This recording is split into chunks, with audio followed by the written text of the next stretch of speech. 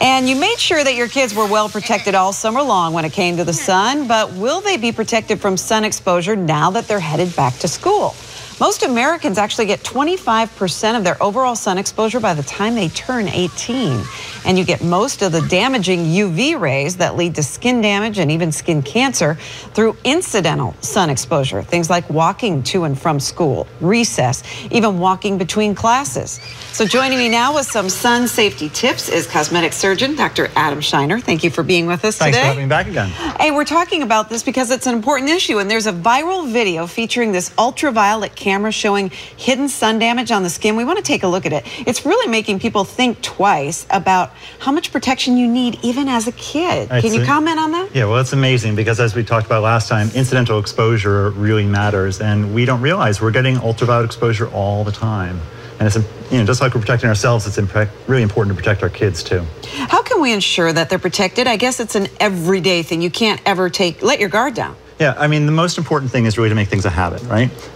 So if kids will wear sunblock before they walk out the door, if you give them something they can go to school with so they can reapply, these are critical things. And there's certain sunblocks that are actually better than others for this purpose. Now, I know there's a couple of kinds of sunblocks. So what should you look for if there's a key and easy to remember thing? Sure. I like the best are things called mechanical blocks or physical blocks. These actually reflect light rays, and they're a really good source of UVA, UVB blockage. These are things such as titanium dioxide or zinc oxide. They work immediately once they go in the skin. That's why I love them for school, because kids can put them on right before they go out for recess or for sports, and it's working immediately.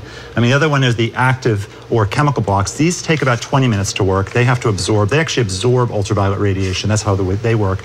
We in the States don't have the best UV products, unfortunately. Europe actually has better products than we do.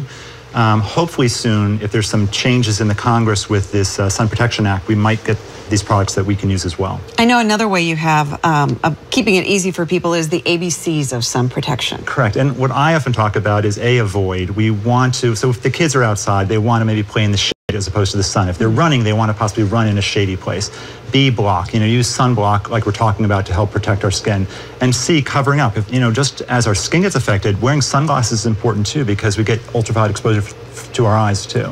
And wearing a hat, these sorts of things are really helpful as well. And my children have darker skin, they're darker toned, and they think they're more protected because of that. That's a myth, right? I want you to say it. It's coming from the doctor, kids. Yeah, that is definitely a myth. And actually, there's no such thing as a healthy tan. That's really a bad bill of goods that we were all sold when we were younger. I mean, even people with darker pigmentation, they still need to protect themselves as well. So that's key. And reapplying and just remembering to do it every day before school, just like you brush your teeth, I guess. Right, and with these mechanical blocks, the nice thing is you put it on, it works immediately. And that's why these physical blocks, I think, are great. All right, Dr. Adam Scheiner, thank you so much. Good information, another good angle for back to school. Thank you so much. All right.